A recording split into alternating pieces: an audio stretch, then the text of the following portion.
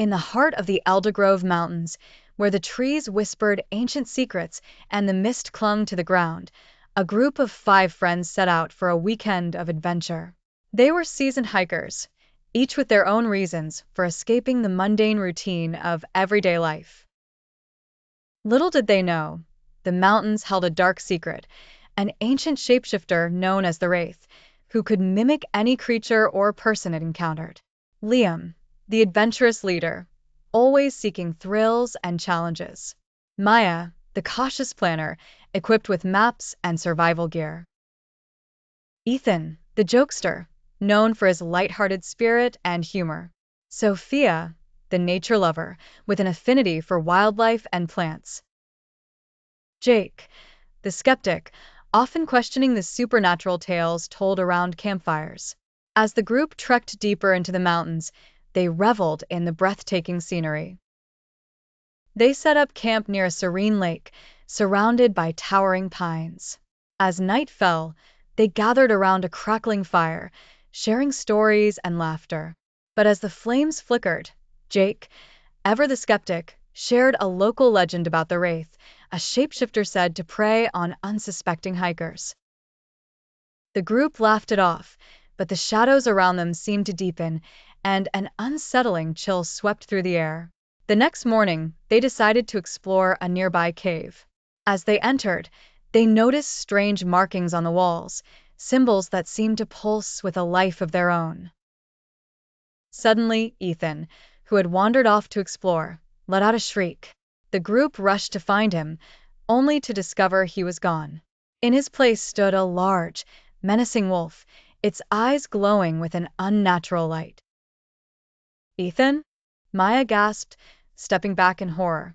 The wolf growled, but before they could react, it bolted deeper into the cave.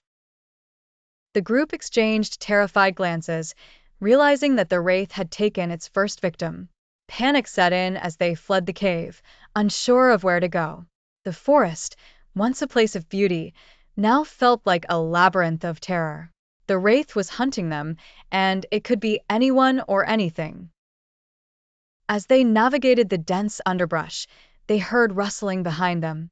One by one, they began to see familiar shapes, Ethan's smiling face, but with a sinister twist, a deer that seemed to mimic Sophia's laughter.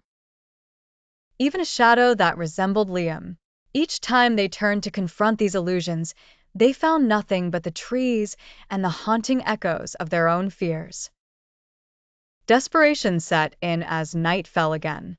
They gathered in a clearing, their breaths visible in the cold air.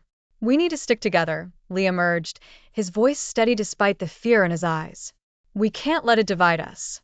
Suddenly, they heard a voice, Ethan's voice, calling from the darkness. "Guys, over here. I found a way out." But Maya, recalling the tales of the Wraith, shook her head. "It's a trick. Don't listen."